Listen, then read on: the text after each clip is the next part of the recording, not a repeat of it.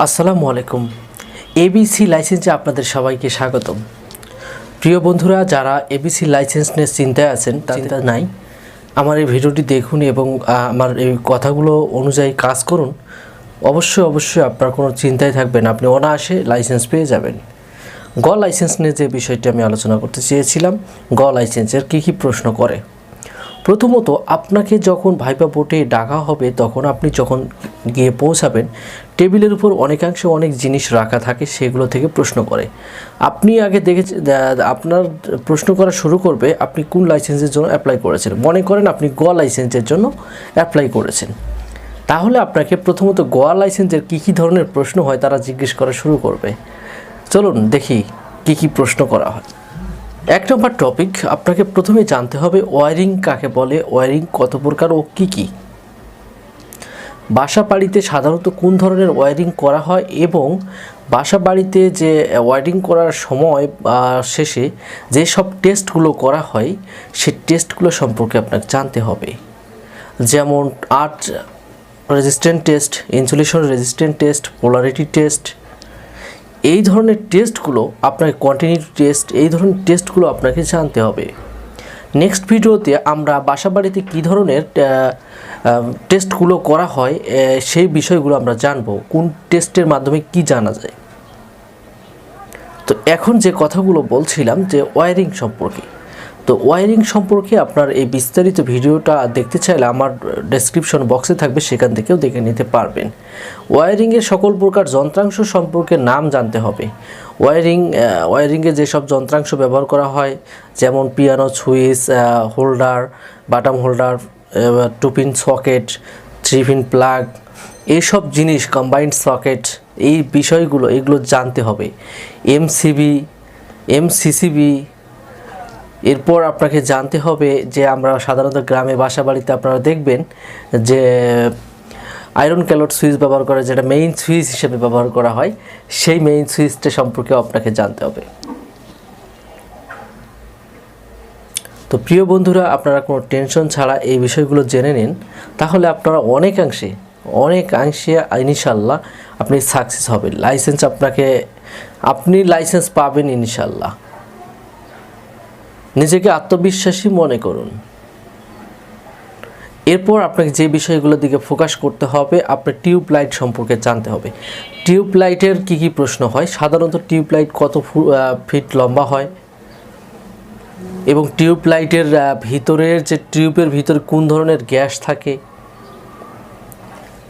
Tube লাইটের যে কী কী যন্ত্রাংশ থাকে, যেমন টিউব লাইটের ফিলামেন্ট হোল্ডার, চোক কয়েল, স্টার্টার, এই বিষয়টা আপনাকে আমি বুঝাইতে চেয়েছি। এই হচ্ছে টিউব লাইটের কোনটির কি কাজ, ব্লাস্টের কাজ কি, ব্লাস্ট বা চোক কয়েলের কাজ কি, এরপর স্টার্টারের কাজ কি, এবং টিউব লাইট নষ্ট হলে যদি স্টার্টার ছাড়া কীভাবে জ্বালানো যায়, টিউব লাইট দু সাইডে জ্বলে, মাঝখান থেকে দু সাইডে একটু করে জ্বলে, মাঝখানে জ্বলে না, এর কী সমস্যা, টিউব লাইটের সমস্যাগুলো আপনাকে বলতে হবে। সিলিং ফ্যান সম্পর্কে গুরুত্বপূর্ণভাবে প্রশ্ন করে থাকে লাইসেন্সে।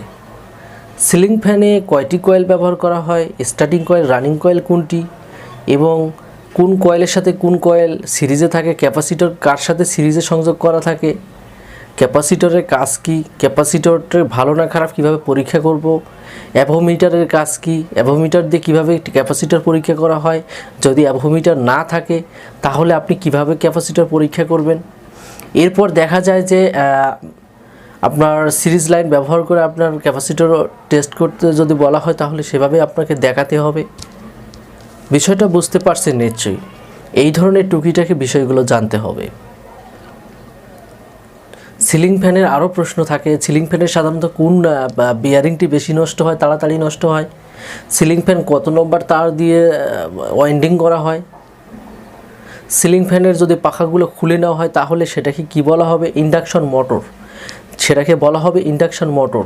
ফ্যানের যদি পাখাগুলো খুলে নেওয়া হয় তাহলে বুঝতে হবে যে এটি একটি ইন্ডাকশন মোটর।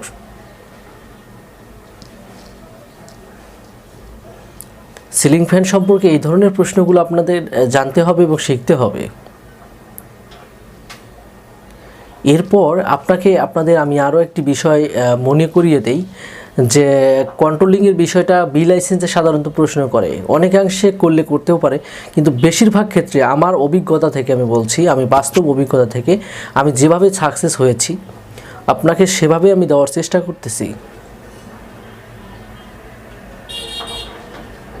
শুধুমাত্র সুপারভাইজার লাইসেন্স অথবা ইলেকট্রিশিয়ান লাইসেন্স না, এইটা যদি জানেন তাহলে আপনার চাকরির অভিজ্ঞতা, আপনার অনেকাংশে আপনাকে সহায়তা করবে চাকরির ভাইভাতে।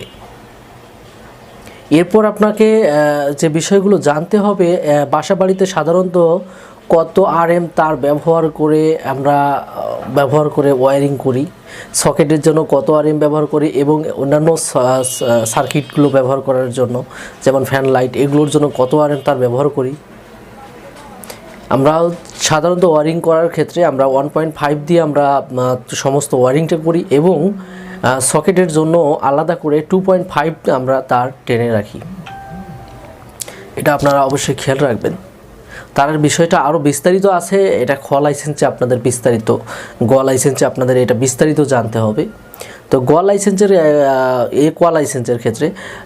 লাইসেন্সের ক্ষেত্রে যেসব প্রশ্নের কথা বললাম সেই প্রশ্নগুলা বেশিরভাগ ক্ষেত্রে আসে বা সেই প্রশ্নগুলোই বেশি করা হয়। যেমন আপনাকে বলা হলো যে একটি পোল থেকে যদি আপনাকে কঠিন করে প্রশ্ন করে তাহলে আপনাকে বলতে পারে যে একটি পোল থেকে এক বাসা পর্যন্ত এই যে সার্ভিস তারটা ব্যবহার করা হয়, এই সার্ভিস তারটি কত ফিটের মধ্যে থাকলে সেটাকে গ্রহণযোগ্যতা দেবে। পল্লী বিদ্যুৎ, যে গ্রামে সাধারণত পল্লী বিদ্যুৎ, তো এটা গ্রহণযোগ্যতা দেবে, এটাও আপনাকে জানতে হবে। এবং সাপোর্ট বা পোল, এই বিষয়টা আপনাকে ধারণা রাখতে হবে। এটা প্রশ্ন করতেও পারে, নাও করতে পারে। তো অতএব আপনার এই বিষয়টা যদি ধারণা রাখেন তাহলে আপনার চাকরির ক্ষেত্রেও অনেকাংশে উপকার পাবেন আপনি। তো আজকে আমি এই বিষয়টা আর বেশি করে বাড়াতে চাচ্ছি না, আজকে এইটুকুই শেখানো হলো, অর্থাৎ আপনারা এইটুকুই শেখেন। পরবর্তীতে আরও বিস্তারিত আলোচনা করব। এক ভিডিওর মাধ্যমে এত কিছু আলোচনা করা সম্ভব হয় না, অনেকের ধৈর্যই থাকে না ভিডিওটা আমি দেখব কিনা, অনেকেই স্কিপ করে দেখে। দয়া করে আপনারা পুরো ভিডিওটি মনোযোগ সহকারে দেখুন এবং শুনুন, তাহলে আশা করি আপনারা অনেকাংশে কিছুটা হলেও উপকৃত হবেন। আমার কথাবার্তায় যদি কোনো ভুল ত্রুটি হয়ে থাকে আমাকে সবাই ক্ষমার দৃষ্টিতে দেখবেন এবং যদি কমেন্ট করে কোনো কিছু জানাতে হয় তাহলে আপনারা অবশ্যই কমেন্ট করে জানাবেন। ভিডিওটি আজকে এখানেই শেষ করা হচ্ছে। সবাইকে আসসালামু আলাইকুম।